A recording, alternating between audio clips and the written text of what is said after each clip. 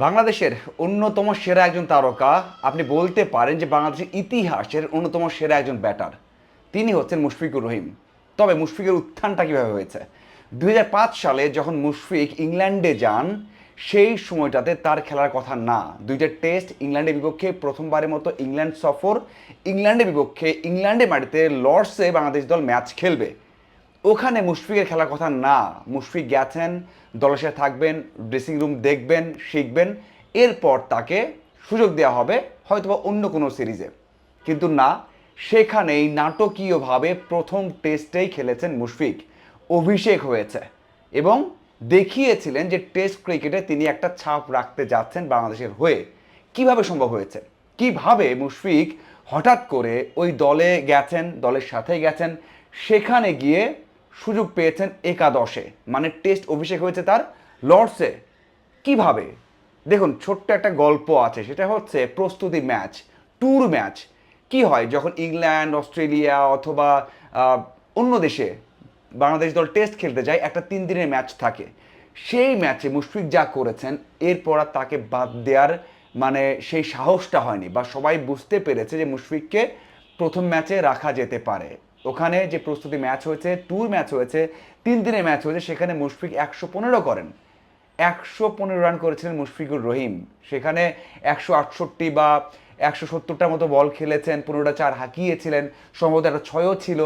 সব কিছু মিলিয়ে ওই একটা ইনিংস মুশফিককে দলে নিতে বাধ্য করেছে। কেন বলছি জানেন?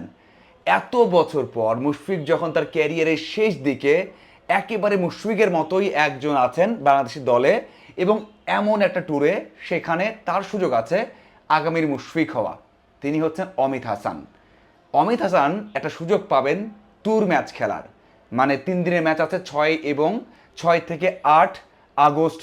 এই 3 দিনের 6, 7, 8 এই 3 দিনের ম্যাচ আছে, সেখানে সবাই সুযোগ পাবেন, মানে সবাইকে দেখা হবে। যারা অ্যাডজাস্ট করতে পারবে, ভালো ব্যাট করতে পারবে, তারাই কিন্তু ওই ম্যাচে থাকবে। 8 জন ক্রিকেটার আছেন যারা নিশ্চিত যে এই 11-এ থাকবেন, মানে প্রথম টেস্টের 11-এ থাকবেন, এবং সেখানে আরও 2জনকে আপনি অ্যাড করতে পারেন যে তারাও নিশ্চিতভাবেই থাকবেন। কিন্তু একজন ব্যাটার নাকি সেখানে তাইজুল এবং মিরাজ দুজনই খেলবেন, তার উপর ডিপেন্ড করছে যে অমিত হাসান সুযোগ পাবেন কি পাবেন না। দেখুন, এখানে অমিত এবং জাকের, এই দুজনকেও যদি আপনি তুলনা করেন, জাকেরের দিকেই পাল্লাটা ভারী থাকবে। তো সেই দিক থেকে আমি যে ইতিহাসটা বললাম, ওই ইতিহাসের মতো যদি অমিত হাসান একটা 70 রানের ইনিংস খেলতে পারেন, একটা 80 রানের ইনিংস খেলতে পারেন ট্যুর ম্যাচে, তাহলে নিঃসন্দেহে প্রথম যেই টেস্টটা হবে সেখানে থাকতে পারেন জাকিরকে ওভারটেক করে বা জাকিরকে পেছনে ফেলে। আবার এমনও হতে পারে যে জাকির এবং এবং সেখানে অমিত হাসান দুজনে থাকছেন, একজন স্পিনার কমিয়ে দেওয়া হচ্ছে।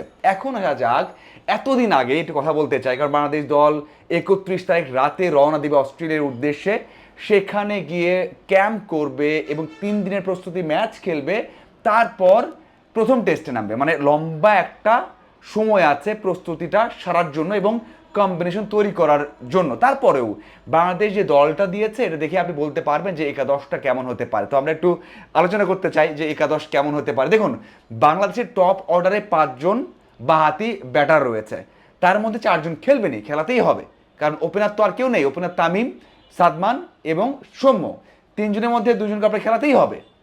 সেই রেসে কে এগিয়ে আছে সেটা নিয়ে কথা বলবো। প্রথমে একটু তালিকাটা করি যে 8 জন কনফার্ম। আপনি যদি দেখেন, সাদমান কনফার্ম, শান্ত, মুমিনুল, মুশফিক, এই 4 জন ব্যাটার নিঃসন্দেহে খেলছেন, নিঃসন্দেহে খেলছেন। এখন তামিম না সৌম্য, সেই জায়গাতে নিঃসন্দেহে এগিয়ে থাকবেন সৌম্য।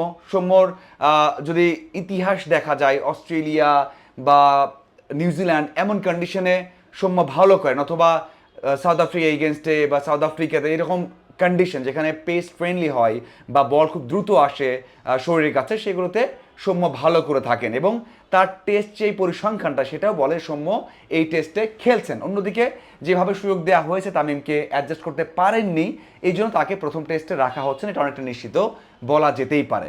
তো সেখানে আরেকজন ব্যাটারে অ্যাড হচ্ছেন সৌম্য সরকার। এরপরে আসা যাক যে জাকের নাকি অমিত হাসান। আমি শুরুই করেছি যে অমিত হাসানকে দিয়ে। অমিত হাসান একটা ম্যাচ খেলেছেন, সবশেষ ম্যাচ খেলেছেন জিম্বাবুয়ের এগেনস্টে, খুব একটা ভালো করেনি, টেস্ট টেম্পারমেন্ট ভালো দেখায়নি। তো সেই দিক থেকে তার সম্ভাবনাটা খুবই কম। জাকের সম্ভাবনা বেশি আরও এক দিক দিয়ে, সেটা হচ্ছে উইকেট কিপার ব্যাটার। দেখুন এমন বিগ ম্যাচে আপনার ভালো একজন উইকেট কিপার দরকার, স্পেশালিস্ট উইকেট কিপার দরকার, যিনি কিনা ইন্টারন্যাশনাল অঙ্গনে মানে ইন্টারন্যাশনাল এরিয়াতে আগে উইকেট কিপিং করেছেন। সেদিক থেকে নিঃসন্দেহে জাকের থাকছেন 6 নম্বর ব্যাটার উইকেট কিপার হিসেবে, মানে এটা আপনি নিঃসন্দেহে বলতে পারেন। হ্যাঁ, যদি ট্যুর ম্যাচে অমিত হাসান দারুণ কিছু করেন মুশফিকের মতো 2005 সালে যেটা হয়েছে, তাহলে অমিত হাসান চলে আসতে পারেন তালিকাতে, জাকের তখন একটু ব্যাকফুটে থাকতে পারেন। বাট একেবারেই মানে এখন থেকে বলতে পারেন যে সৌম্য থাকছে, জাকের থাকছে 11, এটা কনফার্ম। এখন আসা যাক বাকি 5জন বোলার। টেস্ট ক্রিকেট জিততে হলে 5জন বোলার লাগবে। বাংলাদেশ দল ওখানে জিততে যাচ্ছে না, ভালো একটা ইমপ্রেশন ক্রিয়েট করতে যাচ্ছে, ভালো খেলতে যাচ্ছে, যেন দুনিয়া বলতে পারে যে বাংলাদেশ টেস্ট ক্রিকেটে ভালো করতে পারে, অস্ট্রেলিয়ার মাটিতে ভালো করতে পারে। যদিও জিম্বাবুয়ের এগেনস্টে জিম্বাবুয়ের মাটিতে মাত্র 2.5 দিন আমরা হেরেছি, মাত্র 92 ওভার ব্যাট করেছি 2 ইনিংসে। সেখানে আপনি বোলার কি 5জন খেলাবেন নাকি ব্যাটার একজন এক্সট্রা নেবেন? দেখুন, যদি আপনি মিরাজকে নেন একটু ব্যাটিং দিক দিয়েও আপনি একটু এজ পাবেন, যে হ্যাঁ মিরাজ ব্যাট করতে পারে, টেস্টে একটা পার্টনারশিপ করতে পারে, এটা হতে পারে। সাথে তাইজুলও থাকছে, তাইজুল তো এক্সপিরিয়েন্স, দেশে বাইরেও ভালো করতে পারেন। এই দুজনে থাকছে সেই নিয়মে। এরপর আসা যাক 3জন পেসার। আমার দৃষ্টিতে পেসারদের ক্ষেত্রে মুশফিক হাসান এখন ডেবু হয়নি, যদি প্রস্তুতি ম্যাচে দারুণ কিছু করেন তাহলে তাকে নিয়ে চিন্তা হবে, আপাতত নেই। এরপর খালেদ নাকি এবাদত, এটা বড় একটা বিষয়। খালেদ রেগুলার প্র্যাকটিসের মধ্যে আছে, দলের সাথে আছে, কাজ করছেন। যেখানে এবাদতের সমস্যা, তিনি ছুটিতে ইতালিতে ছিলেন, সেখানে কোচিং স্টাফের সাথে কাজ করেননি, একটা ব্রেক পড়ে গেছে, তার ফিটনেস ক্যাম্পটাও ঠিক মতো হয়নি। সেই দিক থেকে এই 12 দিন প্রস্তুতি ম্যাচ খুবই ইম্পর্টেন্ট। সবশেষ 4টা ইনিংসে কোনো উইকেট তিনি পাননি, একটা ব্যাকফুটে তিনি আছেন। খালেদ অন্যদিকে একটু ভালো করেছেন, প্র্যাকটিসে আছেন এবং প্রস্তুতি ম্যাচ সামনে আছে। যদি এখন বলতে পারেন, আমি নিঃসন্দেহে বলবো এখানে খালেদ খেলবেন। খালেদের সাথে 2জন নিশ্চিত, তাসকিন এবং হাসান মাহমুদ কেন্টে ভালো করেছেন, এটা ভালো একটা বিষয়। আর তাসকিন তো খেলবেন। এই হচ্ছে 11 জন। আমি এর আগের ভিডিওতে বলেছি যে এমন কন্ডিশনে আপনি একজন ব্যাটার এক্সট্রা নিয়ে খেলবেন।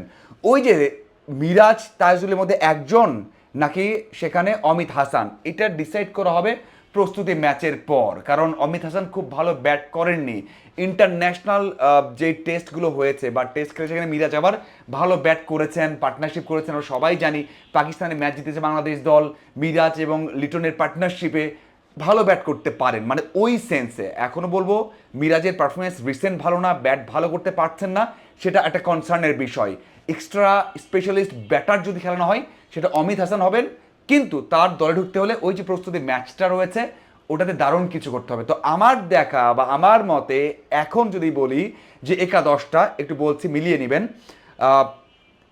সাদমান, সৌম্য, শান্ত, মুমিনুল, মুশফিক, জাকের, তাইজুল, মিরাজ, খালেদ, তাসকিন এবং সেখানে আছে হাসান মাহমুদ। এই 11 জন থাকছেন প্রথম টেস্টে। আমার মনে হয় মানে এক্সপিরিয়েন্স অথবা পারফরম্যান্স অথবা দল দেখে মনে হয়েছে এই 11 জন থাকবেন। বাকি 4জন তামিম, অমিত হাসান, মুশফিক হাসান এবং এবাদত, এই 4জনকে আমরা প্রথম টেস্টের বেঞ্চে দেখতে পারি, হয়তো দ্বিতীয় টেস্টের সুযোগ পাবেন। অথবা এই 4জন যদি ওই যে ট্যুর ম্যাচ 3 দিনের ম্যাচ ওখানে দারুণ কিছু করেন তাহলে একাদশে আসতে পারেন। আপনার কি মনে হয় বা আপনার চোখে একাদশটা কেমন হতে পারে? আপনি কোনটা পছন্দ করেন অবশ্যই জানাবেন। ধন্যবাদ সবাইকে।